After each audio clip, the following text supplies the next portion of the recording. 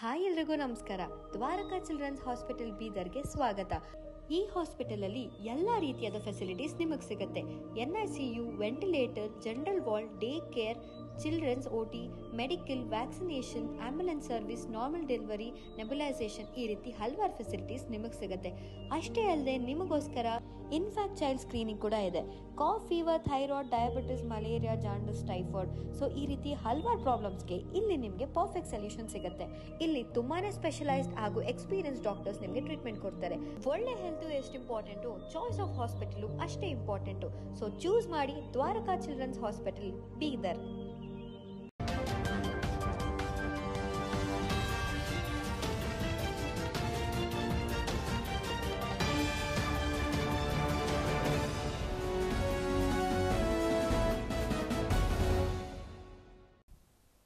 ನಮಸ್ಕಾರ, ನೀವು ನೋಡ್ತಾ ಇದ್ದೀರಾ ಸುದ್ದಿ ಸಮಯ ನ್ಯೂಸ್ ಚಾನಲ್. ಇದು ಲೋಕಲ್ ಎಕ್ಸ್ಪ್ರೆಸ್.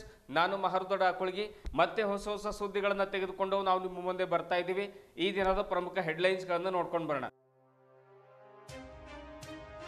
ಕರ್ನಾಟಕ ರಾಜ್ಯ ಸರ್ಕಾರಿ ನೌಕರರ ಸಂಘದ 2024-29ನೇ ಅವಧಿಯ ಚುನಾವಣೆ. ಸೋಮಶೇಖರ್ ಬಿರಾದರ್ ಚಿದ್ರೆ ಜಿಲ್ಲಾಧ್ಯಕ್ಷರಾಗುವುದು ಗ್ಯಾರಂಟಿ. ಶಿವರಾಜ್ ಕಪ್ಲಾಪುರ ಹೇಳಿಕೆ 50-50ಗೆ ಅವಕಾಶವಿಲ್ಲ, ನಮ್ಮ ಪೆನಲ್ ಬಹುತೇಕ ಗೆಲ್ತಾ ಇದೆ. ರಾಜ್ಕುಮಾರ್ ಮಾಳ್ಗೆ. ನೌಕರರ ಭವನದ ಬಾಡಿಗೆ ಹಣದಲ್ಲಿ ಗೋಲ್ಮಾಲ್ ನಡೆದಿದೆ ಎಂದು ಶಂಕೆ ವ್ಯಕ್ತಪಡಿಸಿದ ಚಿದ್ರೆ ಪೆನಾಲ್. ಸೋಮಶೇಖರ್ ಬಿರಾದರ್ ಜಿಲ್ಲಾಧ್ಯಕ್ಷರಾದ ನಂತರ ಗಂದಿಗೆ ಅವಧಿಯಲ್ಲಿ ನಡೆದ ಹಗರಣಗಳ ತನಿಖೆ ನಡೆಸಲು ಆದೇಶ ಮಾಡ್ತೇವೆ. ನವೆಂಬರ್ 16ರ ಚುನಾವಣೆಯಲ್ಲೂ ನಮ್ಮ ಎಲ್ಲ ಅಭ್ಯರ್ಥಿಗಳು ಗೆಲ್ತಾರೆ, ವಿಶ್ವಾಸ ವ್ಯಕ್ತಪಡಿಸಿದ ಮಾಳ್ಗೆ.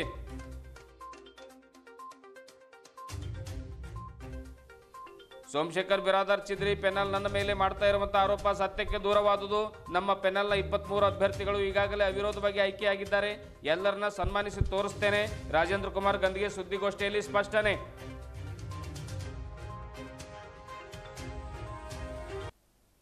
ಡಿಸೆಂಬರ್ 10ರಂದು ಪೂಜ್ಯ ಕಾಶಿ ಜಗದ್ಗುರುಗಳ ಸಾನ್ನಿಧ್ಯದಲ್ಲಿ 37ನೇ ದತ್ತಾತ್ರೇಯ ಜಯಂತಿ ಮತ್ತು ಜಾತ್ರಾ ಮಹೋತ್ಸವ. 1111 ತಂದೆ ತಾಯಿಗಳ ಪಾದಪೂಜೆ ಸಮಾರಂಭ. ಔರಾದ್ ಪಟ್ಟಣದ ದತ್ತ ಮಂದಿರದಲ್ಲಿ ನಡೆಯುವ ಕಾರ್ಯಕ್ರಮದಲ್ಲಿ ತಪ್ಪದೆ ಪಾಲ್ಗೊಳ್ಳಿ. ಶಂಕರ್ಲಿಂಗ್ ಶಿವಾಚಾರ್ಯರು. ಚಾಂಗಲೀರ ವೀರಭದ್ರೇಶ್ವರ ಜಾತ್ರಾ ಮಹೋತ್ಸವ ಸಂಪನ್ನ. ಅಗ್ನಿ ತುಳಿದು ತೇರ ನಡೆದು ಧನ್ಯರಾದ ಸಾವಿರಾರು ಭಕ್ತಾದಿಗಳು. ಗಮನ ಸೆಳೆದ ಪುರವಂತರ ನೃತ್ಯ ಮತ್ತು ಸಂಗೀತ ದರ್ಬಾರ್ ಕಾರ್ಯಕ್ರಮ. ದೇವರ ದರ್ಶನ ಪಡೆದು ಪ್ರಸಾದ ಸವಿತು ಪುನೀತರಾದ ಭಕ್ತರು.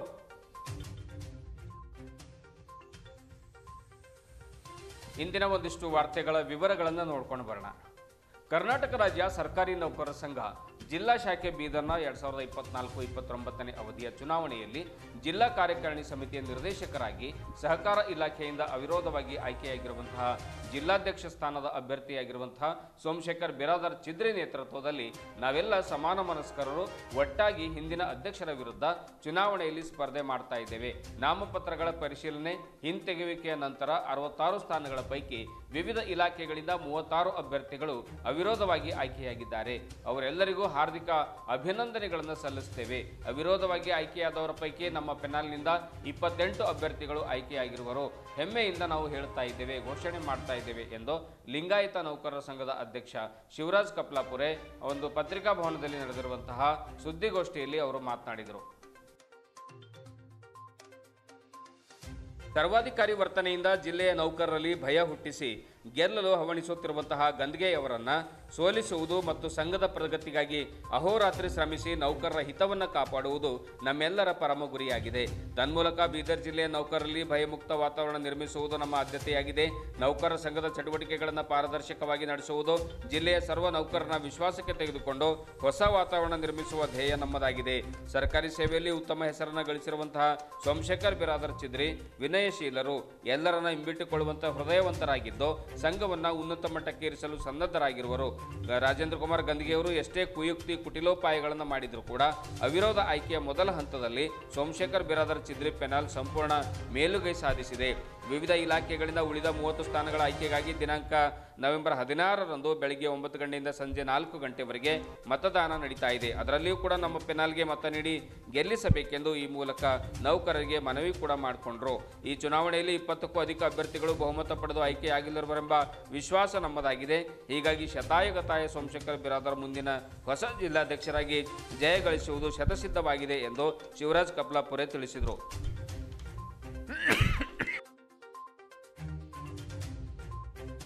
ಕರ್ನಾಟಕ ರಾಜ್ಯ ಸರ್ಕಾರಿ ನೌಕರ ಸಂಘ ಜಿಲ್ಲಾ ಶಾಖೆ ಬೀದರಿನ 2024-29ನೇ ಅವಧಿಯ ಚುನಾವಣೆಯಲ್ಲಿ ಜಿಲ್ಲಾ ಕಾರ್ಯಕಾರಿ ಸಮಿತಿಯ ನಿರ್ದೇಶಕರಾಗಿ ಸಹಕಾರ ಇಲಾಖೆಯಿಂದ ಅವಿರೋಧವಾಗಿ ಆಯ್ಕೆಯಿರುವ ಜಿಲ್ಲಾಧ್ಯಕ್ಷ ಅಭ್ಯರ್ಥಿ ಶ್ರೀ ಸೋಮಶೇಖರ್ ಬಿರಾದರ್ ಅವರ ನೇತೃತ್ವದಲ್ಲಿ ನಾವೆಲ್ಲ ಸಮಾನ ಮನಸ್ಕರರು ಒಟ್ಟಾಗಿ ಹಿಂದಿನ ಅಧ್ಯಕ್ಷರ ವಿರುದ್ಧ ಚುನಾವಣೆಯಲ್ಲಿ ಸ್ಪರ್ಧಿಸುತ್ತೇವೆ. ನಾಮಪತ್ರಗಳ ಪರಿಶೀಲನೆ ಹಿಂತೆಗೆಯುವಿಕೆಯ ನಂತರ 66 ಸ್ಥಾನಗಳ ಪೈಕಿ ವಿವಿಧ ಇಲಾಖೆಗಳಿಂದ 36 ಅಭ್ಯರ್ಥಿಗಳು ಅವಿರೋಧವಾಗಿ ಆಯ್ಕೆಯಾಗಿದ್ದಾರೆ. ಅವರೆಲ್ಲರಿಗೂ ಹಾರ್ದಿಕ ಅಭಿನಂದನೆಗಳನ್ನು ಸಲ್ಲಿಸುತ್ತೇವೆ. ಅವಿರೋಧವಾಗಿ ಆಯ್ಕೆಯಾಗಿರುವ ಪೈಕಿ ನಮ್ಮ ಪ್ಯಾನಲಿನಿಂದ 28 ಅಭ್ಯರ್ಥಿಗಳು ಆಯ್ಕೆಯಾಗಿರುವರೆಂದು ಹೆಮ್ಮೆಯಿಂದ ಘೋಷಿಸುತ್ತೇವೆ. ಸರ್ವಾಧಿಕಾರಿ ವರ್ತನೆಯಿಂದ ಜಿಲ್ಲೆಯ ನೌಕರರಲ್ಲಿ ಭಯ ಹುಟ್ಟಿಸಿ ಗೆಲ್ಲಲು ಹವಣಿಸುತ್ತಿರುವ ಗಂಗೆಯವರನ್ನು ಸೋಲಿಸುವುದೇ ನಮ್ಮ ಗುರಿಯಾಗಿದೆ. ತನ್ಮೂಲಕ ಜಿಲ್ಲೆಯ ನೌಕರರಲ್ಲಿ ಭಯಮುಕ್ತ ವಾತಾವರಣ ನಿರ್ಮಿಸುವುದು ನಮ್ಮ ಆದ್ಯತೆಯಾಗಿದೆ. ನೌಕರ ಸಂಘದ ಚಟುವಟಿಕೆಗಳನ್ನು ಪಾರದರ್ಶಕವಾಗಿ ನಡೆಸುವುದು, ಜಿಲ್ಲೆಯ ಸರ್ವ ನೌಕರರನ್ನು ವಿಶ್ವಾಸಕ್ಕೆ ತೆಗೆದುಕೊಂಡು ಹೊಸ ವಾತಾವರಣ ನಿರ್ಮಿಸುವುದು ಧ್ಯೇಯ ನಮ್ಮದು. ಸರ್ಕಾರಿ ಸೇವೆಯಲ್ಲಿ ಉತ್ತಮ ಹೆಸರನ್ನು ಗಳಿಸಿರುವ ಸೋಮಶೇಖರ್ ಬಿರಾದರ್ ಅವರನ್ನು ವಿನಯಶೀಲರು, ಎಲ್ಲರನ್ನೂ ಹಿಂಬಿಟ್ಟಿಕೊಳ್ಳುವ ಹೃದಯವಂತರಾಗಿದ್ದು ಸಂಘವನ್ನು ಉನ್ನತ ಮಟ್ಟಕ್ಕೇರಿಸಲು ಸನ್ನದ್ಧರಾಗಿರುವರು. ಗಂಗೆಯವರು ಎಷ್ಟೇ ಕುಯುಕ್ತಿ ಕುಟಿಲೋಪಾಯಗಳನ್ನು ಮಾಡಿದರೂ ಅವಿರೋಧ ಆಯ್ಕೆಯ ಮೊದಲ ಹಂತದಲ್ಲಿ ಅವರು ಈಗ ಹೌದು ಸರ್,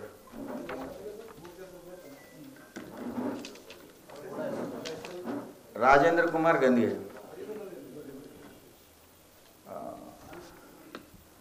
ಅದಕ್ಕೆ ಈಗ ಏನಾಗ್ಯದ ಸರ, ಜಿಲ್ಲೆಯಲ್ಲಿ ಅವ್ರು ಇಲ್ಲ ಹೆದರಿಲ್ಲ, ಅದಕ್ಕೆ ಹೆದರಿಸ್ತಾ ಇದ್ದೆವು. ಆದ್ರೆ ಅವ್ರು ಆ ರೀತಿ ಮಾಡ್ತಾ ಇದ್ದಾರ. ಈಗಾಗಲೇ ಹಿಂದಿನ ನೀವು ಪತ್ರಿಕಾಗೋಷ್ಠಿಯಲ್ಲಿ ತಾವೆಲ್ಲ ನೋಡಿರಿ ಅವ್ರು ಏನೇನು ಹೇಳ್ಯಾರಂಥದ್ದು. ಆದ್ರೆ ಅವರೇ ನಮಗೆ ಭಯ ಹುಟ್ಟಿಸ್ತಾ ಇದ್ದಾರೆ. ನಮ್ಮ ಒಂದು ಜಿಲ್ಲಾ ಅಭ್ಯರ್ಥಿ ಮೇಲೆ ನಮ್ಮ ಮಾಳಿಗೆಯವರಾಗಲಿ ನಾವಾಗಲಿ ಈಗ ಇದ್ದ ನಮ್ಮವ್ರ ಮೇಲೆ ವಿನಾಕಾರಣ ಅವ್ರು ಆರೋಪ ಮಾಡ್ತಾ ಇದ್ದಾರೆ. ಆದ್ರೆ ನಮ್ಮಲ್ಲಿ ನಾವು ಯಾರೂ ಆ ರೀತಿ ಮಾಡ್ತಾ ಇದ್ದಿಲ್ಲ. ಭಾಳ ಸಂಯಮದಿಂದ ಮತ್ತು ಒಳ್ಳೆಯ ರೀತಿಯಿಂದ ಪ್ರಜಾಸತ್ತಾತ್ಮಕವಾದ ರೀತಿಯಲ್ಲಿ ಚುನಾವಣೆ ನಡಿಲೆಂಬುದೇ ನಮ್ಮೆಲ್ಲರ ಉದ್ದೇಶವಾಗಿದೆ.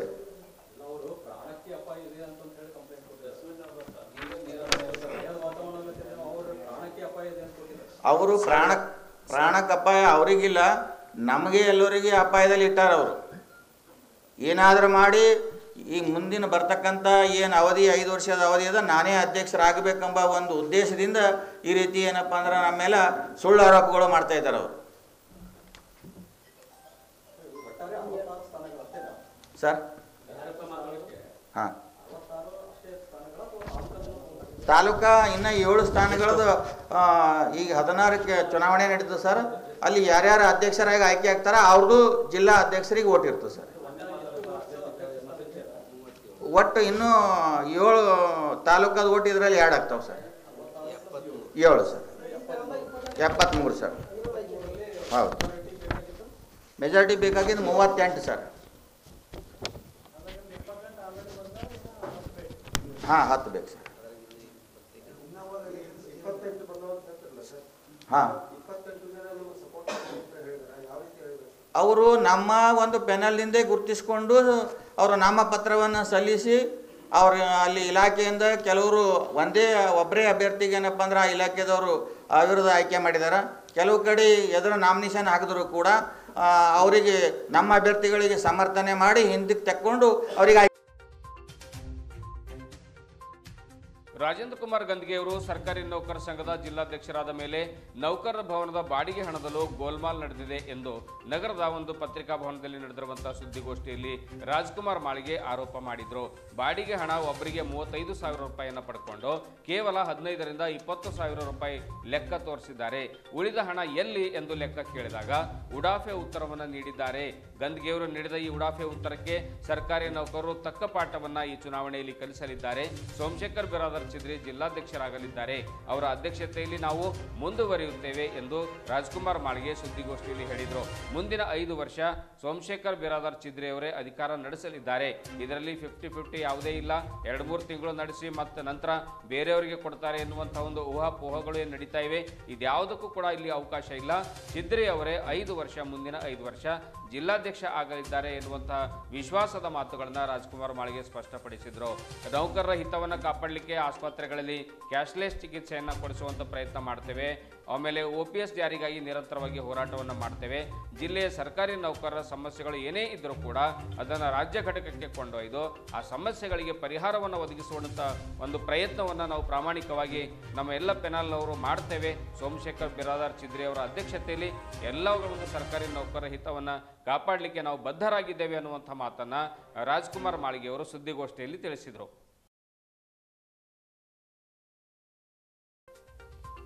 ಮುಂದುವರೆದು ಮಾತನಾಡಿದ ಮಾಳಿಗೆಯವರು, ವೃಂದ ಮತ್ತು ನೇಮಕಾತಿ ಜಾರಿಗಾಗಿ ಪ್ರಯತ್ನ ಮಾಡಲಾಗ್ತಾ ಇದೆ. ನೌಕರರು ಎಷ್ಟೇ ದುಡಿದರೂ ಕಾಲಕಾಲಕ್ಕೆ ಅವರಿಗೆ ಬಡ್ತಿ ಸಿಗ್ತಾ ಇಲ್ಲ. ಈ ನಿಟ್ಟಿನಲ್ಲಿ ಪ್ರತಿ 3 ವರ್ಷಗಳಿಗೊಮ್ಮೆ ಬಡ್ತಿ ನೀಡುವ ಕುರಿತು ರಾಜ್ಯ ಮಟ್ಟದಲ್ಲಿ ಹೋರಾಟವನ್ನು ಕೈಗೊಂಡು ಜಿಲ್ಲೆಯ 15,000 ಸರ್ಕಾರಿ ನೌಕರರಿಗೆ ನ್ಯಾಯ ಒದಗಿಸಿಕೊಡಲು ಪ್ರಯತ್ನ ಮಾಡಲಾಗುವುದು ಎಂದು ತಿಳಿಸಿದರು. ಆರೋಗ್ಯ ಇಲಾಖೆಯಲ್ಲಿ 80 ನೌಕರರ ಹೆಸರನ್ನು ಗಂದ್ಗೆಯವರು ಕೈಬಿಟ್ಟಿದ್ದಾರೆ. ಗಂದ್ಗೆಯವರೇ ಸ್ವತಃ ವಾಣಿಜ್ಯ ಇಲಾಖೆಯಲ್ಲಿ ಹಲವು ನೌಕರರನ್ನ ಪರಿಗಣನೆಗೆ ತೆಗೆದುಕೊಳ್ಳದೆ ಅಲ್ಲಿಯೂ ಕೂಡ ಮತದಾರರ ಪಟ್ಟಿಯಿಂದ ಹೆಸರನ್ನು ಕೈಬಿಟ್ಟಿದ್ದಾರೆ. ನಾಮಪತ್ರ ಸಲ್ಲಿಕೆ ವೇಳೆ ಕಚೇರಿಗೆ ಬೀಗ ಹಾಕಿಸಿದ್ದಾರೆ. ಕೆಲವು ನೌಕರರು ಚುನಾವಣೆಗೆ ನಿಲ್ಲಬಾರದೆಂದು ಶರಾ ಬರೆದಿದ್ದು ಕಾನೂನು ಬಾಹಿರ ಕೆಲಸವಾಗಿದೆ. 10 ವರ್ಷ ಜಿಲ್ಲಾಧ್ಯಕ್ಷರಾಗಿ ಸೇವೆ ಸಲ್ಲಿಸಿದ ರಾಜೇಂದ್ರ ಕುಮಾರ್ ಗಂದಿಗೆ ಅವರಿಗೆ ಭಯ ಏಕೆ? ನೌಕರರ ಹೆಸರು ಕರಡು ಮತದಾರರ ಪಟ್ಟಿಯಿಂದ ಏಕೆ ತೆಗೆದಿದ್ದಾರೆ? ಪ್ರಜಾಪ್ರಭುತ್ವದಲ್ಲಿ ನೇರವಾಗಿ ಸ್ಪರ್ಧೆ ಮಾಡಿಯೂ ಕೂಡ ಗೆಲ್ಲಬಹುದಿತ್ತಲ್ವಾ ಎಂದು ಪ್ರಶ್ನೆ ಮಾಡಿದರಲ್ಲದೆ ಅವರ ತಪ್ಪುಗಳನ್ನು ಎತ್ತಿ ತೋರಿಸಿದರೆ ಅದು ಸಂಘ ವಿರೋಧಿ ಚಟುವಟಿಕೆಯಾಗುತ್ತಾ ಎಂದು ಪ್ರಶ್ನೆ ಮಾಡಿದರು. ಹೀಗಾಗಿ ಅವರ ವಿರುದ್ಧ ನಾವು ಹೆಚ್ಚಿನ ಮತಗಳ ಅಂತರದಿಂದ ಗೆಲ್ತಾ ಇದ್ದೇವೆ. ಸೋಮಶೇಖರ್ ಬಿರಾದಾರ್ ಚಿದ್ರಿ ಅವರೇ ನಮ್ಮ ಮುಂದಿನ ಜಿಲ್ಲಾಧ್ಯಕ್ಷರು ಎನ್ನುವಂತಹ ವಿಶ್ವಾಸವನ್ನ ಮಾಳ್ಗೆ ವ್ಯಕ್ತಪಡಿಸಿದರು. ಸುದ್ದಿಗೋಷ್ಠಿಯಲ್ಲಿ ಅಧ್ಯಕ್ಷ ಸ್ಥಾನದ ಅಭ್ಯರ್ಥಿ ಸೋಮಶೇಖರ್ ಬಿರಾದಾರ್ ಚಿದ್ರಿ, ಶಿಕ್ಷಣ ಇಲಾಖೆಯ ಪಾಂಡುರಂಗ್ ಬೆಲ್ದಾರ್, RDPR ಇಲಾಖೆಯ ದೇವಪ್ಪ ಚಾಂಬೋಳೆ, ಸುರೇಶ್ ಟಾಳೆ, ದಿಲೀಪ್ ಕುಮಾರ್ ಡೋಂಗ್ರೆ, ತಾನಾಜಿ ನರೋಟೆ ಸೇರಿದಂತೆ ಇನ್ನಿತರರು ಉಪಸ್ಥಿತರಿದ್ದರು.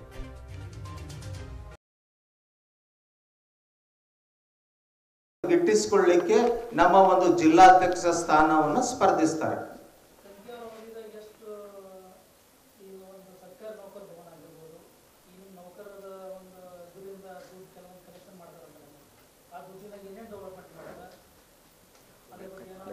ಖಂಡಿತ ಏನಾಗಿದೆ, ಇವಾಗ ನಮ್ಮ ಸಮುದಾಯ ಭವನನ್ನ ಏನು ನಾವು ಇವತ್ತ ಪ್ರೈವೇಟ್ ಆಗಿ ಅಂದರೆ ನಮ್ಮ ಭವನನ್ನ ಈ ಮದುವೆ ಮತ್ತು ಇನ್ನು ಕಾರ್ಯಕ್ರಮಗಳಿಗೆ ನಮ್ಮ ಒಂದು ಇಲಾಖೆಯಿಂದ ಅಂದರೆ ನಮ್ಮ ಅಧ್ಯಕ್ಷ ಯಾರು ಇರ್ತಾರೆ ಅವರು ಅವರಿಗೆ ಕೊಡ್ತಾರೆ. ಅಂದರೆ ಯಾರೇ ಪ್ರೈವೇಟ್ ಆಗಿ ಬಂದರೂ ಕೊಡ್ತೀವಿ. ಅದಕ್ಕೆ 35,000 ಅದಕ್ಕೆ ಇದು ಮಾಡೀವಿ, ನಿಗದಿತ ಹಣವನ್ನು ಒಂದು ಫೀಸ್ ಮುಖಾಂತರ. ಸೊ ಅದನ್ನ ಗಂದಿಗೆ ಅವರು ನಮ್ಮ ಇದಕ್ಕೆ ಅಂದರೆ ಸಂಘಕ್ಕೆ 15,000ರಿಂದ 20,000 ಕೊಡ್ತಾರೆ. ಮಿಕ್ಕಿದ ದುಡ್ಡು ಲೆಕ್ಕ ಕೇಳಿದರೆ ಯಾವುದೇ ಉಡಾಫೆ ಉತ್ತರನ ಈಗ ಕೊಟ್ಟಿದ್ದಾರೆ. ಅದಕ್ಕೆ ಸರ್ಕಾರಿ ನೌಕರರಿಗೆ ನಾವು ಈಗಾಗಲೇ ಇದನ್ನ ಪ್ರಚಾರ ಕೂಡ ಮಾಡೀವಿ. ಈ ಉಡಾಫೆ ಉತ್ತರಿಗೆ ಎಲ್ಲರೂ ತಕ್ಕ ಪಾಠ ಕಲಿಸಬೇಕು. ಜಿಲ್ಲೆಯಲ್ಲಿರ್ತಕ್ಕಂಥ ನೌಕರರು ಈ ಸಮಸ್ಯೆಯನ್ನ ಬಗೆಹರಿಸಿಕೊಳ್ಳಿಕ್ಕೆ ನಮ್ಮ ವಿರೋಧ ಪಕ್ಷವಾಗಿ ಏನು ಕಣಕ್ಕಿಳಿದಂಥ ಎಲ್ಲ ಅಭ್ಯರ್ಥಿಗಳಿದ್ದಾರೆ ಅವರೆಲ್ಲರೂ ಕೂಡ ಮುಂದಿನ ದಿನದಲ್ಲಿ ಇದರ ಲೆಕ್ಕಪತ್ರ ಕೇಳ್ತಾರೆ ಎಂಬತಕ್ಕಂಥದ್ದನ್ನ ಇಲ್ಲಿ ಸ್ಪಷ್ಟಪಡಿಸ್ತೇವೆ. ಖಂಡಿತ, ಯಾಕಂದರೆ ನಮ್ಮ ಮುಂದಿನ ದಿನದಲ್ಲಿ ಸೋಮಶೇಖರ್ ಅವರ ಅಧ್ಯಕ್ಷತೆಯಲ್ಲಿ ಅಂದ್ರೆ ಸೋಮಶೇಖರ್ ಗೆಲ್ಲದು ಖಚಿತ. ಅವರ ಅಧ್ಯಕ್ಷತೆಯಲ್ಲಿ ಯಾವ್ಯಾವ ಹಿಂದೆ ಏನೇನು ನಮ್ಮ ಅವ್ಯವಹಾರಗಳಾಗಿದೆ ಸರ್ಕಾರ ನಿರ್ವಹಿಸ್ತಾ ಇದ್ದು ನಮ್ಮ ಸೋಮನಾಥ್ ಬಿರಾದಾರ್ ಅವರ ಪೆನಲ್ನಿಂದ ಮುಂದೆ ನಾವು ಸರ್ಕಾರಿ ನೌಕರ ಸಂಘದ ಜಿಲ್ಲಾಧ್ಯಕ್ಷರಾಗಿ ನಾವು ಚುನಾವಣೆಯಲ್ಲಿ ಗೆದ್ದು ಬಂದ ನಂತರ ನಮ್ಮ ಪ್ರಣಾಳಿಕೆ ಏನಿರುತ್ತೆ ಅಂದರೆ ಇವತ್ತು 15,000 ನೌಕರರ ಅವಲಂಬಿತ ಕುಟುಂಬದವರಿಗೆ ನಾವು ಪ್ರತಿಷ್ಠಿತ ಆಸ್ಪತ್ರೆಯಲ್ಲಿ ಅವರಿಗೆ ಏನು ಅಂದರೆ ಕ್ಯಾಶ್ಲೆಸ್ ಟ್ರೀಟ್ಮೆಂಟ್ ಕೊಡಬೇಕು ಅಂಥೇಳಿ ನಮ್ಮ ಜಿಲ್ಲೆಯಿಂದ ರಾಜ್ಯ ಮಟ್ಟಕ್ಕೆ ಕೊಂಡೊಯ್ಯುವ ಕೆಲಸ ನಾವು ಜಿಲ್ಲೆಯಿಂದ ಮಾಡ್ತೀವಿ. ತದನಂತರ ಈಗ ಏನು ತಾವು ನೋಡಿರಿ ಸುಮಾರು ಸಲ ಏನು OPS ಅಂದರೆ OPS ಇಂದ NPS ಆಗಬೇಕು ಅಂತ, ಸಾರಿ NPS ಅನ್ನು OPS ಆಗಬೇಕು ಅಂತ. ಆ NPSಗೆ ನಾವು ಎಲ್ಲರೂ ಏನು ಮಾಡ್ತಾ ಇದ್ದೀವಿ ಅಂದರೆ, ಸುಮಾರು ನೌಕರರು ಇವತ್ತೇನು ನಮ್ಮ ಜಿಲ್ಲೆಯಲ್ಲಿದ್ದಾರೆ, ರಾಜ್ಯದಲ್ಲಿ ಜಿಲ್ಲೆಯಲ್ಲಿದ್ದಾರೆ, ಅವರಿಗೆ ಏನು ಅಂತಂದರೆ ನಮಗೆ ಓಲ್ಡ್ ಪೆನ್ಷನ್ ಸ್ಕೀಮನ್ನು ನಾವು ಕೊಡ್ತಕ್ಕಂಥ ವ್ಯವಸ್ಥೆ ನಾವು ನ್ಯೂ ಪೆನ್ಷನ್ ಸ್ಕೀಮ್ದವರಿಗೆ ಯಾರ್ಯಾರು ನೌಕರರಿದ್ದಾರೆ ಅವರಿಗೆಲ್ಲರಿಗೆ ಕೊಡ್ತಕ್ಕಂಥ ನಮ್ಮ ಪೆನ್ನಲ್ಲಿಂದ ನಾವು ಗೆದ್ದ ನಂತರ ನಮ್ಮ ಪ್ರಣಾಳಿಕೆಯನ್ನು ಬಿಡುಗಡೆ ಮಾಡ್ತೀವಿ. ಮತ್ತು ಇಲಾಖೆಗಳಲ್ಲಿ C&R ಅಂದರೆ ವೃಂದ ಮತ್ತು ನೇಮಕಾತಿಯನ್ನು ಕಾಲಕ್ಕಾಗಿ ಪ್ರಮೋಷನ್ಗಳನ್ನು ಸಿಗ್ತಾ ಇಲ್ಲ. ಎಲ್ಲ ಇಲಾಖೆಗಳಲ್ಲಿ ವೃಂದ ಮತ್ತು ನೇಮಕಾತಿಗಳನ್ನು ತಿದ್ದುಪಡಿ ಮಾಡಿ, ಏನು C&R ಹೇಳುತ್ತೆ 3 ವರ್ಷಕ್ಕೊಂದ್ಸಲ ನಮಗೆ ಒಂದು ಪ್ರಮೋಷನ್ ಸಿಗಬೇಕು ಅಂತ ಇರುತ್ತೆ, ಅದನ್ನು ತಿದ್ದುಪಡಿ ಮಾಡ್ತಕ್ಕಂಥ ವ್ಯವಸ್ಥೆ ಕೂಡ ನಮ್ಮ ಜಿಲ್ಲೆಯಿಂದ ರಾಜ್ಯಕ್ಕೆ ಕೊಂಡೊಯ್ಯೋ ಕೆಲಸ ನಾವು ಮಾಡ್ತೀವಿ.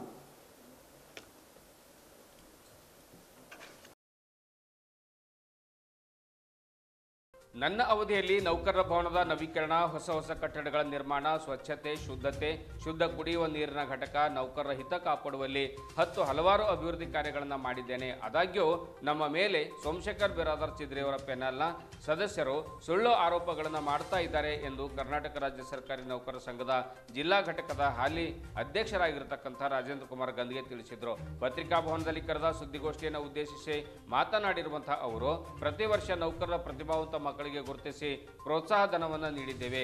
ಕೋವಿಡ್ನಲ್ಲಿ ಮೃತಪಟ್ಟ ನೌಕರರ ಕುಟುಂಬಕ್ಕೆ ಪರಿಹಾರ ಧನವನ್ನು ಒದಗಿಸಿಕೊಟ್ಟಿದ್ದೇವೆ. ಜಯಂತಿಗಳನ್ನು ಆಚರಣೆ ಮಾಡಿದ್ದೇವೆ. ಭವನದಲ್ಲಿ ಕುಡಿಯುವಂಥ ನೀರಿನ ಘಟಕವನ್ನು ಸ್ಥಾಪನೆ ಮಾಡಿ ಶೌಚಾಲಯವನ್ನು ನಿರ್ಮಿಸಿದ್ದೇವೆ. ನೌಕರರ ಕಾರ್ಯಕ್ರಮದ ಒಂದು ಕಾರ್ಯಕ್ಷಮತೆಗೆ ಸರ್ವೋತ್ತಮ ಪ್ರಶಸ್ತಿಯನ್ನು ನೀಡಿ ಗೌರವಿಸಲಾಗಿದೆ ಎಂದು ಗಂದ್ಗೆ ಅವರು ತಮ್ಮ ಅವಧಿಯಲ್ಲಿ 10 ವರ್ಷದ ಅವಧಿಯಲ್ಲಿ ಮಾಡಿರ್ತಕ್ಕಂಥ ಸಾಧನೆಗಳ ಹೆಜ್ಜೆ ಗುರುತುಗಳನ್ನು ಒಂದು ಸುದ್ದಿಗೋಷ್ಠಿಯಲ್ಲಿ ಸ್ಮರಿಸಿಕೊಂಡರು. ಇನ್ನು ದೂರದೃಷ್ಟಿ ಇಟ್ಟುಕೊಂಡ ಗಂದ್ಗೆಯವರು ಮತ್ತೆ ಅಧಿಕಾರಕ್ಕೆ ಬಂದರೆ OPS ಜಾರಿಗೆ ಮಾಡ್ತೇನೆ, ಆ ಒಂದು ಜಾರಿಗಾಗಿ ನಿರಂತರವಾಗಿ ಹೋರಾಟವನ್ನು ಮಾಡ್ತೇನೆ. ನೌಕರರ ಮಕ್ಕಳಿಗೆ ಶೈಕ್ಷಣಿಕ ಸಾಲ ನೀಡುವ ಯೋಜನೆಯನ್ನು ಹಾಕಿಕೊಳ್ಳಲಾಗಿದೆ. ತಿಂಗಳಿಗೊಮ್ಮೆ ಅಧಿಕಾರಿಗಳ ಮತ್ತು ನೌಕರರ ಮಧ್ಯೆ ಸಾಮರಸ್ಯವನ್ನು ಕಲ್ಪಿಸಲಿಕ್ಕೆ ಪ್ರಯತ್ನ ಮಾಡುವಂಥ ಯೋಜನೆ ಹಾಕಿಕೊಂಡಿದ್ದೇವೆ. ಬಡ ನೌಕರರ ಮಕ್ಕಳ ಮದುವೆಗೆ ಭವನವನ್ನು ಕಡಿಮೆ ದರದಲ್ಲಿ ನೀಡುವಂತಹ ಒಂದು ಪ್ರಯತ್ನ ಕೂಡ ಮಾಡ್ತಾ ಇದ್ದೇವೆ ಎನ್ನುವಂಥ ತಮ್ಮ ಪ್ರಣಾಳಿಕೆಯನ್ನು ಕೂಡ ಗಂದ್ಗೆಯವರು ಹೇಳಿದರು. ಇನ್ನು ಪತ್ರಕರ್ತರ ಪ್ರಶ್ನೆಗೆ ಉತ್ತರಿಸಿದ ಗಂದ್ಗೆಯವರು, ಮತದಾರರ ಪಟ್ಟಿಯಿಂದ ನಾವು ಯಾರ ಹೆಸರು ಕೂಡ ತೆಗೆದಿಲ್ಲ. ಸಂಘ ವಿರೋಧಿ ಚಟುವಟಿಕೆ ನಡೆಸಿದ್ದರಿಂದ, ಅಂದರೆ ಯಾವುದೇ ವಿಷಯದ ಬಗ್ಗೆ ನಮಗೆ ಮನವಿ ನೀಡದೇ ನೇರವಾಗಿ ಪತ್ರಿಕಾ ಹೇಳಿಕೆ ನೀಡಿದ್ದರಿಂದ ಕೆಲವರ ಹೆಸರನ್ನು ಕೈ ಬಿಡಲಾಗಿತ್ತು. ಇದೀಗ ಅವರ ಹೆಸರುಗಳನ್ನು ಮತ್ತೆ ಸೇರಿಸಲಾಗಿದೆ. ಅವರು ಚುನಾವಣೆಗೆ ಸ್ಪರ್ಧೆ ಮಾಡ್ತಾ ಇದ್ದಾರೆ ಎನ್ನುವಂಥ ಮಾತನ್ನು ಕೂಡ ಗಂದ್ಗೆಯವರು ಹೇಳಿದರು. ಈಗ ಅವರಿಗೆ ಚುನಾವಣಾ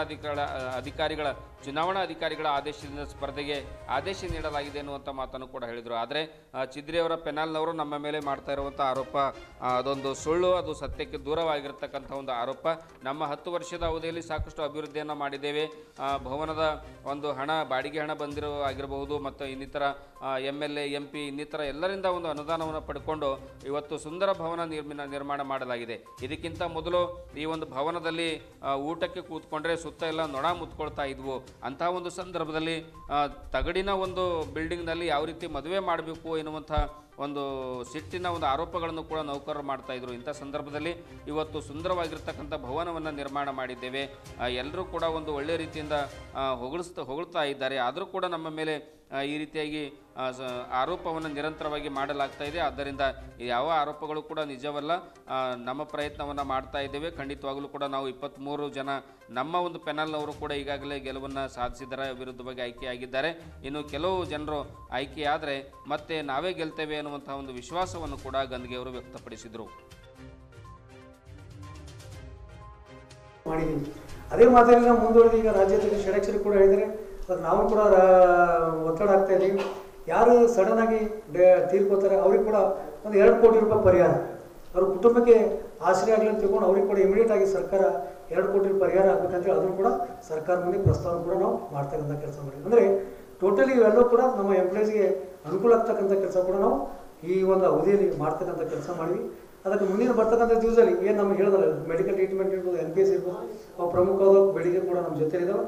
ಅದಕ್ಕೆ ಜಿಲ್ಲೆಯಲ್ಲಿ ಕೂಡ ನಾವು ಏನು ಕಳೆದ 10 ವರ್ಷಗಳಿಂದ ನಾವೆಲ್ಲರ ಜೊತೆಲಿ ಒಳ್ಳೆಯ ರೀತಿಯ ಸಂಬಂಧ ಇಟ್ಕೊಂಡು ಅದು ಪ್ರೋತ್ಸಾಹ ಪ್ರತಿ ವರ್ಷ ನಾವು ಪ್ರತಿ ಸಲ ವರ್ಷಕ್ಕೊಂದು ಸಲ ಜಂಟಿ ಸಮಾಲೋಚನಾ ಸಭೆ ಅಂತ ಇರ್ತವೆ ಜಿಲ್ಲಾಧಿಕಾರಿ ಜೊತೆಲಿ, ಅವ್ರ ಜೊತೆಲಿ ಕೂಡ್ಕೊಂಡು ಎಂಪ್ಲಾಯೀಸ್ಗೆ ಕುಂದುಕೊರತೆಗಳು ಇರ್ತಕ್ಕಂಥದ್ದು ಕೂಡ ಅವರು ಗಮನಕ್ಕೆ ತಂದು ಕ್ವಾರ್ಟರ್ಸ್ ಇರ್ಬೋದು, ಶೌಚಾಲಯಗಳಿರ್ಬೋದು, ಲೋಕಲ್ ಸಮಸ್ಯೆಗಳಿರ್ಬೋದು, ಯಾವುದೇ ಬಿಲ್ಡಿಂಗ್ ನಮ್ಮ ಕಚೇರಿಗಳಿಗೆ ಬಿಲ್ಡಿಂಗ್ ಇಲ್ಲ, ಬಿಲ್ಡಿಂಗ್ ಮಾಡಿಸ್ಕೊಡ್ತಕ್ಕಂಥ ಸಮಸ್ಯೆ ಇರ್ಬೋದು, ಅವೆಲ್ಲ ಕೂಡ ಬೆಳಕು ಚೆಲ್ತಕ್ಕಂಥ ಕೆಲಸ ನಾವು ಜಿಲ್ಲಾಧಿಕಾರಿ ಕೂಡ ಮಾಡ್ತಕ್ಕಂಥ ಕೆಲಸ ಮಾಡಿದ್ವಿ.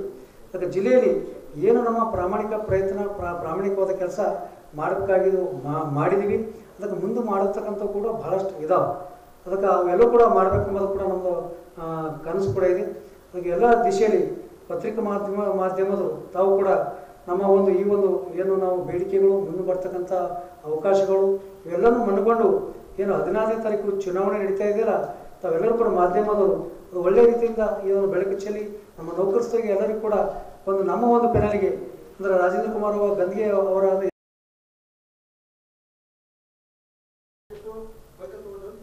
ಇಲ್ಲ ಆ ಥರ ಯಾವುದೂ ಮಾಡಿ ಬರೋದಿಲ್ಲ. ಇದು ಏನಂದ್ರೆ ಸರ್ಕಾರಿ ನೌಕರ ಸಂಘದ ಏನು ಪ್ರಾಪರ್ಟಿ ಇದಲ್ಲ ಅದು ಇಂಡೈರೆಕ್ಟ್ ಸರ್ಕಾರ ಇದ್ದಂಗೆ ಆಗ್ತದೆ. ನಮ್ದು ಯಾರು ಹಸ್ತಕ್ಷೇಪ ಮಾಡೋಕೆ ಬರೋದಿಲ್ಲ. ನಾವು ಡೆವಲಪ್ಮೆಂಟ್ ಮಾಡ್ಬೋದು ಅಷ್ಟೇ. ಇಲ್ಲ ಸರ್ಕಾರಿ ನೌಕರ ಸಂಘ ಏನು ವೆಹಿಕಲ್ ಅದಲ್ಲ, ನಾವೇನು ಮಾಡಿದ್ವಿ ಅಂತಂದರೆ ಹೋದ ಅವಧಿಯಲ್ಲಿ ಕೂಡ ನಾವು ನಮ್ಮ ಸ್ವಂತ ವೆಹಿಕಲ್ದಲ್ಲಿ ಓಡಾಡಿವಿ. ಅದಕ್ಕೆ ಏನು ನಿರ್ವಹಣೆ ವೆಚ್ಚ ಇರ್ತಾರೆ, ಡೀಸೆಲ್ ಫೀಸಲ್ ಇರ್ತದಲ್ಲ, ಅದನ್ನು ಕೂಡ ನಾವು ಸಂಘದಲ್ಲಿ ಖರ್ಚು ಹಾಕಿವಿ. ಅದಕ್ಕೆ ಈ ಸಲ ನಾವು ಪ್ರತಿ ಸಲ ನಾವು ಎಷ್ಟು ಖರ್ಚು ಮಾಡ್ಲಿಕ್ಕೆ ಆಗ್ತದೆ, ಸ್ವಂತ ಗಾಡಿ ಹಾಕಬೇಕು, ಸ್ವಂತ ಖರ್ಚು ಮಾಡಲಿಕ್ಕೆ ಎಷ್ಟು ಆಗ್ತದೆ ತಿಳ್ಕೊಂಡು ರಾಜ್ಯಾಧ್ಯಕ್ಷರ ಅನುಮತಿ ತಗೊಂಡು ಅದು ಸರ್ಕಾರಿ ನೌಕರ ಸಂಘದ ಅಡಿಯಲ್ಲೇ ಖರೀದಿ ಮಾಡಿ ಸರ್. ಅದು ಕೂಡ ಅದಕ್ಕೆ ಅದು ಬ್ಯಾಂಕಿನ ಸಾಲ ಮುಖಾಂತರ ತಗೊಂಡಿವಿ, ರಾಜ್ಯಾಧ್ಯಕ್ಷರದ ಒಂದು ಅನುಮತಿ ಮೂಲಕ ತಗೊಂಡು ಸರ್. ಇಲ್ಲ ಸರ್ ಭವನದ ದಾಖಲೆ ಅದು ಸರ್ಕಾರದ ಜಿಲ್ಲಾಧಿಕಾರಿಗಳು ಸರ್ಕಾರದ ಅಲಾಟ್ಮೆಂಟ್ ಜಾಗ ಅದ ರೀ. ಹಾಗೆ ಯಾರು ಅಡ್ಮಿಟ್ಲಕ್ಕೂ ಬರಲ್ಲ, ತೊಗೊಳಕ್ಕೂ ಬರಲ್ಲ, ಯಾರು ಏನೂ ಮಾಡೋಕ್ಕಲ್ಲ. ನೀವು ಯಾರಿಗಾರ ಒಂದು ಪಕ್ಕದ ಬಾಡಿಗೆ ಕೊಡೋದಂತ ಬಾಡಿಗೆ ಬರ್ತಂದ್ರೆ ಏನಾದರೂ ನೀವು ಇದು ಮಾಡ್ಬೋದು ಅಷ್ಟೇ, ಅದಕ್ಕೆ ಏನು ಮಾಡೋಕ್ಕಲ್ಲ ಸರ್. ಕೆಲವು ಇಲಾಖೆಗಳಿಗೆ 14 ಜನ ಇಲಾಖೆದವರು ಒಪ್ಪಿಕೊಂಡಿಲ್ಲ, ಅವ್ರಿಗೆ ಟೀಚರ್ಸ್ 48 ಜನರಿಗೆ ಸೇರಿಸ್ಕೊಂಡು ಮರ್ಜ್ ಮಾಡಿ ಮತ್ತು ಕೆಲವೊಂದು ಏನಾದ್ರು ಕಾರ್ಖಾನೆ ಈ ಸಲ ಇದು ಭಾಳಷ್ಟು ಇದಾವ. ನೀವು 4 ಜನರಿಗೆ ಒಂದು ಆ ಥರ ಇಲ್ಲ. ಅದು ಏನಂದ್ರೆ ಈಗ ಮೂರು ಎಕ್ಸ್ಟ್ರಾ ಕೊಡ್ತಾರೆ. ಏನದ ಏನು ಅನುಬಂಧ 2 ಅಂತಿದೆ, ರಾಜ್ಯ ಸಂಘದ ಅನುಬಂಧ 1, ಅನುಬಂಧ 2 ನಮಗಿದೆ. ಈ ಎಲ್ಲ ಇಲಾಖೆಗಳನ್ನು ಹೊರತುಪಡಿಸಿ 3 ನಮಗೆ ಅವಕಾಶ ಕೊಡ್ತಾರೆ. ನಮ್ಮ 3 ಎಲ್ಲೆಲ್ಲಿ ನಮಗೆ ಅವಕಾಶ ಇದೆ ಅಲ್ಲಿ ಬಳಸ್ಕೊಳ್ಳೋಕೆ ಅನುಕೂಲ ಅನ್ನೋದು ಅದು ಅಲ್ಲಿ ಬಳಸ್ಕೊಳ್ಳಿ ಅಂತ ಕೊಡ್ತಾರೆ. ಅದೇ ಸರ್ ಹೇಳ್ತಾ ಇದ್ದಿಲ್ಲ, 3 ನಮ್ಗೆ ಇಲ್ಲ ಸರ್, 3 ನಮಗೆ ಅವಕಾಶ ಇರ್ತಾವೆ. ಅದು ಬಯಲಲ್ಲಿ ಕ್ಲಿಯರ್ ಕಟ್ ಇದೆ, ಅನುಬಂಧ ನಿಮಗೆ ಬೇಕಾದ್ರೆ ಕೊಡ್ತೀನಿ ನಾನು. 3 ಎಕ್ಸ್ಟ್ರಾ ಕೊಡ್ತಾರೆ ನಾವು, ನೀವೆಲ್ಲಾದ್ರೂ ಹೊಂದಾಣಿಕೆ ಮಾಡ್ಕೊಳ್ತೀವಿ. ಇಲ್ಲ ಆ ಥರ ಏನಿಲ್ಲ. ಈಗ ಬಯಲ ಪ್ರಕಾರ ನಮ್ಮದು ಮೀಟಿಂಗ್ ತೊಗೋತೀವಿ. 2024 ಡಿಸೆಂಬರ್ 10ರಂದು ಮಂಗಳವಾರ ಬೀದರ್ ಜಿಲ್ಲೆಯ ಔರಾದ್ ಬಿ ಪಟ್ಟಣದ ದತ್ತ ಮಂದಿರದಲ್ಲಿ 37ನೇ ದತ್ತಾತ್ರೇಯ ಜಯಂತಿ ಮಹೋತ್ಸವ ಮತ್ತು ಜಾತ್ರಾ ಮಹೋತ್ಸವ ಜರುಗಲಿದೆ. ಅಂದು ಸುಮಾರು 1111 ತಂದೆ ತಾಯಿಗಳ ಅಂದರೆ ಪಾಲಕರ ಪಾದಪೂಜೆ ಕಾರ್ಯಕ್ರಮ ಜರುಗಲಿದೆ. ತಪ್ಪದೇ ಭಕ್ತಾದಿಗಳು ಪಾಲ್ಗೊಳ್ಳಬೇಕೆಂದು ಪೂಜ್ಯ ಶ್ರೀ ಶಂಕರಲಿಂಗ ಶಿವಾಚಾರ್ಯ ಸ್ವಾಮೀಜಿಗಳು ಹಿರೇಮಠ ಸಂಸ್ಥಾನ ಹಣೆಗಾಂವ್ ಅವರು ತಿಳಿಸಿದರು. ಪಟ್ಟಣದಲ್ಲಿ ಸುದ್ದಿ ಸಮಯದೊಂದಿಗೆ ಮಾತನಾಡಿರುವಂತಹ ಅವರು ಅಂದು ನಡೆಯುವ ಒಂದು ಕಾರ್ಯಕ್ರಮ ಪೂಜ್ಯ ಶ್ರೀ ಡಾಕ್ಟರ್ ಚಂದ್ರಶೇಖರ ಶಿವಾಚಾರ್ಯ ಭಗವತ್ಪಾದರು ಕಾಶಿಪೀಠ ಇವರ ಒಂದು ದಿವ್ಯ ಸಾನ್ನಿಧ್ಯದಲ್ಲಿ ಜರುಗುತ್ತಾ ಇದೆ. ಆದ್ದರಿಂದ ಭಕ್ತಾದಿಗಳು ಹೆಚ್ಚಿನ ಸಂಖ್ಯೆಯಲ್ಲಿ ಪಾಲ್ಗೊಂಡು ಕಾರ್ಯಕ್ರಮವನ್ನು ಯಶಸ್ವಿಗೊಳಿಸಬೇಕೆಂದು ಕೋರಿದರು. ಇದೇ ವೇಳೆ ಪ್ರಮುಖರಾಗಿರುವಂತಹ ಬಸವರಾಜ್ ದೇಶಮುಖ್, ಶರಣಪ್ಪ ಪಾಟೀಲ್, ಧನರಾಜ್ ರಾಗ, ಡಾಕ್ಟರ್ ಕಿರಣ್ ಉಪ್ಪೆ, ಸಂಗಯ್ಯ ಸ್ವಾಮಿ, ಅಂಬಾದಾಸ್ ನೇಳಿಗೆ, ಅನಿಲ್ ಹೆಡೆ, ಮಾದೇವ್ ಮುದ್ದಾ ಸೇರಿದಂತೆ ಇನ್ನು ಅನೇಕ ಜನರು ಪೂಜ್ಯರೊಂದಿಗೆ ಹಾಜರಿದ್ದರು. ಶ್ರೀ ಗುರುಭ್ಯೋ ನಮಃ. ಓಂ ದತ್ತಸಾಯಿ ಶನೀಶ್ವರಾಯ ನಮಃ. ಪ್ರತಿ ವರ್ಷದ ಹಾಗೆ ಈ ವರ್ಷವೂ ಕೂಡ ದತ್ತ ಜಯಂತಿಯ 37ನೇ ದತ್ತ ಜಯಂತಿ ಜಾತ್ರಾ ಮಹೋತ್ಸವವನ್ನು ಬಹಳ ಅದ್ಧೂರಿಯಿಂದ ಪ್ರತಿ ವರ್ಷವೂ ಕೂಡ ಮಾಡ್ಕೊಂಡು ಬರ್ತಾ ಇದ್ದೇವೆ. ಅದೇ ಉದ್ದೇಶದಿಂದ ಈ ವರ್ಷವೂ ಕೂಡ ದಿನಾಂಕ 8ರಿಂದ 14-15ರವರೆಗೂ ದತ್ತ ಜಯಂತಿ ಜಾತ್ರಾ ಕಾರ್ಯಕ್ರಮ ಸಾಂಗವಾಗಿ ನಡೆಯುತ್ತಿದೆ. ಅದರ ಜೊತೆಯಲ್ಲಿ 10ನೇ ತಾರೀಕಿಗೆ ದಿನಾಂಕ 10 ಡಿಸೆಂಬರಿನಲ್ಲಿ ಒಂದು ವಿಶೇಷವಾಗಿರ್ತಕ್ಕಂಥ ಕಾರ್ಯಕ್ರಮವನ್ನು ನಾವೆಲ್ಲರೂ ನಮ್ಮ ಕಮಿಟಿಯವರು ಮತ್ತು ಊರಿನ ಎಲ್ಲ ಹಿರಿಯರು, ಸಂಘ ಸಂಸ್ಥೆಗಳು ಎಲ್ಲರೂ ಸೇರಿ ಒಂದು ವಿಜೃಂಭಣೆಯ ಒಂದು ವಿನೂತನವಾಗಿರ್ತಕ್ಕಂಥ ಕಾರ್ಯಕ್ರಮವನ್ನು ಹಮ್ಮಿಕೊಳ್ಳಲಾಗಿದೆ. ಅದು ಯಾವುದು ಕಾರ್ಯಕ್ರಮ ಅಂತಂದರೆ 1111 ತಂದೆ ತಾಯಿಗಳ ಪಾದಪೂಜೆ ಕಾರ್ಯಕ್ರಮವನ್ನು ನಾವು ಇಟ್ಕೊಂಡಿದ್ದೇವೆ. ಆ ಕಾರ್ಯಕ್ರಮದ ದಿವ್ಯ ಸಾನ್ನಿಧ್ಯವನ್ನು ಶ್ರೀ ಶ್ರೀ ಜಗದ್ಗುರು 1008 ಡಾಕ್ಟರ್ ಚಂದ್ರಶೇಖರ ಶಿವಾಚಾರ್ಯ ಮಹಾಸ್ವಾಮಿಗಳವರು ಕಾಶಿಪೀಠ ಕಾಶಿ ಇವರ ಒಂದು ದಿವ್ಯ ಸಾನ್ನಿಧ್ಯದಲ್ಲಿ ಹಾಗೂ ಸುತ್ತಮುತ್ತಲಿನ ಎಲ್ಲ ಹರಗುರು ಚರಮೂರ್ತಿಗಳ ದಿವ್ಯ ಸಮ್ಮುಖದಲ್ಲಿ, ಅದೇ ರೀತಿಯಾಗಿ ತಾಲೂಕಿನ ಜಿಲ್ಲೆಯ ಎಲ್ಲ ಪ್ರಮುಖ ರಾಜಕಾರಣಿಗಳ ಒಂದು ನೇತೃತ್ವದಲ್ಲಿ ಈ ಒಂದು ವಿನೂತನವಾಗಿರ್ತಕ್ಕಂಥ ಕಾರ್ಯಕ್ರಮವನ್ನು ಮಾಡತಕ್ಕಂಥದ್ದನ್ನು ನಾವೆಲ್ಲರೂ ಹಮ್ಮಿಕೊಂಡಿದ್ದೇವೆ. ಈ ಕಾರ್ಯಕ್ರಮಕ್ಕೆ ತಾವೆಲ್ಲರೂ ಬರಬೇಕು ಮತ್ತು ಈ ಕಾರ್ಯಕ್ರಮಕ್ಕೆ ತಾವೆಲ್ಲರೂ ಸಹಕಾರ ಮಾಡಿ ಈ ಒಂದು ವಿಶೇಷವಾಗಿರ್ತಕ್ಕಂಥ ಕಾರ್ಯಕ್ರಮ ಅಂದರೆ ತಂದೆ ತಾಯಿಗಳ ಪಾದಪೂಜೆ ಕಾರ್ಯಕ್ರಮ. ಇದು ತಂದೆ ತಾಯಿಗಳ ಪಾದಪೂಜೆ ಕಾರ್ಯಕ್ರಮ ಉದ್ದೇಶ ಏನು ಅಂತಂದರೆ, ಬಹಳ ದಿನಗಳಿಂದ ನಾವು ತಂದೆ ತಾಯಿಗಳನ್ನು ಎಲ್ಲೋ ಇಟ್ಟಿರ್ತೀವಿ, ಆಶ್ರಮದಲ್ಲಿ ಇಟ್ಟಿರ್ತೀವಿ, ನಾವು ಎಲ್ಲೋ ಕೆಲಸವನ್ನು ಮಾಡ್ತಿರ್ತೀವಿ. ಅದಕ್ಕಾಗಿ ನಮ್ಮ ಮತ್ತು ತಂದೆ ತಾಯಿಗಳ ಒಂದು ಸಂಬಂಧ ಬಹಳ ದೂರ ಆಗೋದ್ರಿಂದ ನಾವೆಲ್ಲರೂ ಏನು ಮಾಡಿದ್ದೇವೆ ಅಂದರೆ ಈ ಕಾರ್ಯಕ್ರಮವನ್ನು ತಂದೆ ತಾಯಿಗಳ ಪಾದಪೂಜೆನ ಮಾಡುವ ಮುಖಾಂತರ ತಂದೆ ಮತ್ತು ತಾಯಿಗಳ ಸಂಬಂಧ, ತಂದೆ ತಾಯಿಗಳ ಪ್ರೀತಿ ಪ್ರೇಮ ನಮಗೆ ಸಿಗಬೇಕು ಅನ್ನೋತಕ್ಕಂಥ ಒಂದು ಉದ್ದೇಶವನ್ನು ಇಟ್ಟುಕೊಂಡು ನಾವೆಲ್ಲರೂ ಮತ್ತು ಊರಿನ ಎಲ್ಲ ಗಣ್ಯ ವ್ಯಕ್ತಿಗಳು, ಗಣ್ಯಮಾನ್ಯರು ಎಲ್ಲರೂ ಸೇರಿ ಈ ಒಂದು ವಿನೂತವಾಗಿರ್ತಕ್ಕಂಥ ಕಾರ್ಯಕ್ರಮವನ್ನು ಔರಾದ ಪಟ್ಟಣದಲ್ಲಿ ಮಾಡ್ತಾ ಇದ್ದೇವೆ.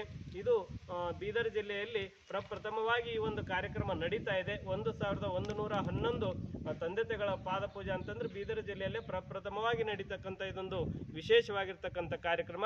ಈ ವಿಶೇಷವಾಗಿರ್ತಕ್ಕಂಥ ಕಾರ್ಯಕ್ರಮಕ್ಕೆ ತಾವೆಲ್ಲರೂ ಬರಬೇಕು, ಸಹಕಾರ ಮಾಡಬೇಕು ಅಂತಕ್ಕಂಥ ಒಂದು ವಿಶೇಷವಾಗಿರ್ತಕ್ಕಂಥ ಆಹ್ವಾನವನ್ನು ತಮ್ಮೆಲ್ಲರೂ ಕೊಡ್ತಾ ಇದ್ದೇವೆ. ಈ ಒಂದು ಕಾರ್ಯಕ್ರಮ ಕಾಶಿ ಜಗದ್ಗುರುಗಳ ಒಂದು ದಿವ್ಯ ಸಾನ್ನಿಧ್ಯದಲ್ಲಿ ಕಾರ್ಯಕ್ರಮ ಬರುವಂತಹ 10ನೇ ತಾರೀಕು ಡಿಸೆಂಬರ್ನಲ್ಲಿ ಕಾರ್ಯಕ್ರಮ ಪ್ರಾರಂಭವಾಗಲಿದೆ. ಬೆಳಗ್ಗೆ 10 ಗಂಟೆಗೆ ಜಗದ್ಗುರುಗಳ ಮೆರವಣಿಗೆ ಅಮರೇಶ್ವರ ದೇವಸ್ಥಾನದಿಂದ ಮೆರವಣಿಗೆ ಪ್ರಾರಂಭವಾಗಿ 12 ಗಂಟೆಯವರೆಗೂ ದತ್ತ ಮಂದಿರಕ್ಕೆ ಬಂದು 12ರಿಂದ 2 ಗಂಟೆ ಇಲ್ಲ 3ವರೆಗೂ ಕೂಡ ಈ ಒಂದು ವಿಶೇಷವಾಗಿರ್ತಕ್ಕಂಥ ತಂದೆ ತಾಯಿಗಳ ಪಾದಪೂಜೆ ಕಾರ್ಯಕ್ರಮ ನಡೆಯಲಿದೆ. ತದನಂತರದಲ್ಲಿ ಮಹಾಪ್ರಸಾದ ಕಾರ್ಯಕ್ರಮ ನಡೀತದೆ. ಇದು 8ರಿಂದ 15ರವರೆಗೂ ನಡೀತಕ್ಕಂಥ ಕಾರ್ಯಕ್ರಮ. ವಿಶೇಷವಾಗಿ 8ರಿಂದ 15 ಪ್ರತಿ ವರ್ಷದ ಹಾಗೆ ಕೀರ್ತನೆ ಕಾರ್ಯಕ್ರಮ, ಹರಿನಾಮ ಸಪ್ತಾಹ ಮತ್ತು ಚಕ್ರಿ ಭಜನೆ ಇವೆಲ್ಲ ಕಾರ್ಯಕ್ರಮಗಳು ಕೂಡ ಪ್ರತಿ ವರ್ಷದ ಹಾಗೆ ನಡೀತಾ ಇರ್ತವೆ. ಅದಕ್ಕಾಗಿ ಈ ಕಾರ್ಯಕ್ರಮಕ್ಕೆ ಮತ್ತು ಜಾತ್ರೆಗೆ ತಾವೆಲ್ಲರೂ ಬನ್ನಿ, ತಮ್ಮೆಲ್ಲರನ್ನು ಕರೆದುಕೊಂಡು ಬನ್ನಿ ಅಂತಕ್ಕಂಥ ಒಂದು ವಿಶೇಷವಾಗಿರ್ತಕ್ಕಂಥ ಆಹ್ವಾನವನ್ನು ಈ ಮುಖಾಂತರ ತಮ್ಮೆಲ್ಲರೂ ಕೊಡ್ತಾ ಇದ್ದೇವೆ. ಓಂ ಶಾಂತಿ ಶಾಂತಿ ಶಾಂತಿ. ಅಪ್ಪಾಜಿ, ಈ ಕಾರ್ಯಕ್ರಮಕ್ಕೆ ಎಷ್ಟು ಜನ ಬರ್ಬೋದು? ಸುಮಾರು ಈ ಕಾರ್ಯಕ್ರಮಕ್ಕೆ ಸುತ್ತಮುತ್ತಲಿನ 8ರಿಂದ 10 ಸಾವಿರ ಜನಸಂಖ್ಯೆ ಸೇರ್ತಕ್ಕಂಥ ಒಂದು ನಿರೀಕ್ಷೆಯನ್ನು ನಾವು ಇಟ್ಕೊಂಡಿದ್ದೇವೆ. ಯಾಕಂತಂದ್ರೆ ತಂದೆ ತಾಯಿಗಳು ಮತ್ತು ಜೊತೆಗೆ ಮಕ್ಕಳು ಅಂತಂದ್ರೆ ಅವರೇ 4-4.5 ಸಾವಿರ ಜನ ಅವರೇ ಆಗ್ತಾರೆ. ಮತ್ತು ಜಗದ್ಗುರುಗಳು ಬರುವುದರಿಂದ ಅದರಿಂದ ಹೆಚ್ಚಿಗೆ ಜನಸಂಖ್ಯೆ ಸೇರ್ತಾರೆ. 8ರಿಂದ 10 ಸಾವಿರ ಜನಸಂಖ್ಯೆ ಸೇರ್ತಕ್ಕಂಥ ಇದೊಂದು ಕಾರ್ಯಕ್ರಮ 10ನೇ ತಾರೀಕಿನ ಕಾರ್ಯಕ್ರಮ. ಜಾತ್ರೆಗೆ ಪ್ರತಿ ವರ್ಷದ ಹಾಗೆ 30ರಿಂದ 50 ಸಾವಿರ ಜನಗಳು ಸೇರ್ತಕ್ಕಂಥದ್ದು ಪ್ರತಿ ವರ್ಷದ ಹಾಗೆ ಈ ಕಾರ್ಯಕ್ರಮ ನಡೀತಾ ಇದೆ. ಈ ಕಾರ್ಯಕ್ರಮಕ್ಕೆ 8ರಿಂದ 10 ಸಾವಿರ ಜನಸಂಖ್ಯೆ ಸೇರ್ತಕ್ಕಂಥ ಒಂದು ನಿರೀಕ್ಷೆಯನ್ನು ನಾವೆಲ್ಲರೂ ಇಟ್ಟುಕೊಂಡಿದ್ದೇವೆ. Thank you sir. ಕಲ್ಯಾಣ ಕರ್ನಾಟಕದ ಸುಪ್ರಸಿದ್ಧ ಸುಕ್ಷೇತ್ರ ಚಾಂಗ್ಲೀರ ವೀರಭದ್ರೇಶ್ವರ ಜಾತ್ರಾ ಮಹೋತ್ಸವ ಅಂದರೆ ಈ ಭಾಗದ ಜನತೆಗೆ ಅದೊಂದು ಹಬ್ಬದ ವಾತಾವರಣ.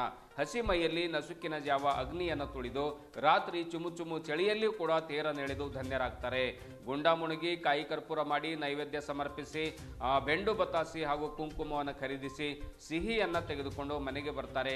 ಅಕ್ಕಪಕ್ಕದ ಮನೆಯವರಿಗೆ ಪ್ರಸಾದವನ್ನು ಹಂಚಿ ತಮ್ಮ ಭಕ್ತಿಯನ್ನು ಮೆರೀತಾರೆ. ಜಾತ್ರೆಗೆ ಸುಮಾರು 4 ದಿವಸಗಳಲ್ಲಿ ಲಕ್ಷಾಂತರ ಭಕ್ತರು ಬಂದು ಹೋಗ್ತಾರೆ. ನೆರೆಯ ತೆಲಂಗಾಣ, ಮಹಾರಾಷ್ಟ್ರ, ತಮಿಳುನಾಡು ರಾಜ್ಯದ ಅನೇಕ ಜಿಲ್ಲೆಗಳಿಂದ ಕೂಡ ಅವ್ಯಾಹತವಾಗಿ ಸಮುದ್ರೋಪಾದಿಯಲ್ಲಿ ಮಂದಿರಕ್ಕೆ ಭಕ್ತರು ಹರಿದು ಬರ್ತಾರೆ. ಮಕ್ಕಳು ಜೋಕಾಲಿಯನ್ನು ಆಡ್ತಾರೆ, ಆಮೇಲೆ ಕುದುರೆ ಮೇಲೆ ಕೂತ್ಕೊಳ್ತಾರೆ, ಇನ್ನಿತರ ಆಟಗಳನ್ನು ಆಡಿ ನಲಿತಾರೆ. ಆಮೇಲೆ ಹಲವರು ಪ್ರಸಾದ ವ್ಯವಸ್ಥೆಯನ್ನು ತಾವಾಗಿಯೇ ಮಾಡಿಸಿ ಸಾವಿರಾರು ಜನರು ಆ ಪ್ರಸಾದವನ್ನು ಸೇವಿಸುವಂತೆ ದಾಸೋಹ ಕೂಡ ಮಾಡ್ತಾರೆ.